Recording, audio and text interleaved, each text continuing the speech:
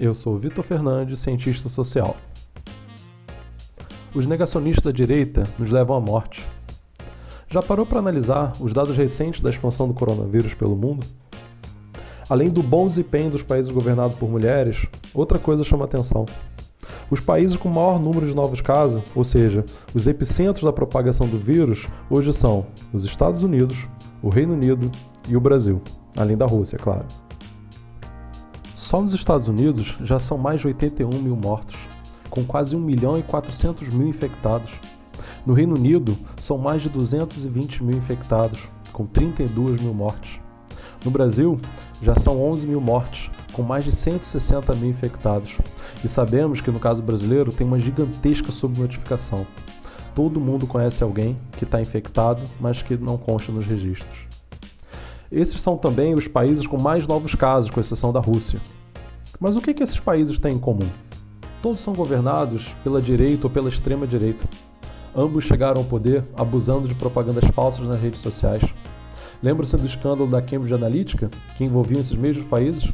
Os Estados Unidos, o Reino Unido, no caso do Brexit, e o Brasil também nas eleições de 2018. São governos que colocam a vida das pessoas em segundo lugar e o lucro das grandes corporações em primeiro. Eles sabem, e todos os estudos mostram, a maioria dos que morrem são pobres. Todos esses governos assumiram posturas que em algum momento foi negacionista da pandemia. Trump debochou do vírus, junto com Boris, que acreditou na tese do isolamento vertical, só para grupos de risco. Ambos demoraram a agir para não prejudicarem as suas economias. Mas esses governantes foram obrigados por seus parlamentos e suas opiniões públicas a mudarem de estratégia.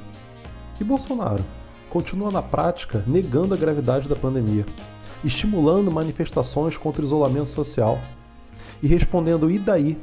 para a escalada de mortes pelo coronavírus no Brasil. Mas há países que são sucesso na contenção do vírus. Destaco Cuba e Vietnã. Cuba é destaque nas Américas por ter evitado a propagação do vírus e o baixo número de mortes, 77 no dia 11/5, inclusive proporcionalmente ao tamanho de sua população. Cuba possui um dos melhores sistemas de saúde do continente, público, gratuito, que resulta numa das maiores expectativas de vida da América Latina. No Vietnã, o governo adotou uma estratégia de baixo custo. O governo priorizou o isolamento dos doentes e a localização das pessoas com as quais os infectados entraram em contato direto ou indiretamente. Essa estratégia fez o Vietnã um dos maiores sucessos a nível mundial, com nenhuma morte pelo coronavírus, mesmo o país sendo fronteiriço com a China. Tanto Cuba quanto o Vietnã aplicaram a prevenção ao problema. Ambos os países colocaram a vida de seus cidadãos em primeiro lugar, e não o lucro das empresas. Afinal, a economia é feita por pessoas, e vivas. A pandemia está nos mostrando quem de fato se preocupa com a vida e o bem-estar da população, e quem simplesmente diz "e daí?" para a morte de milhares de pessoas.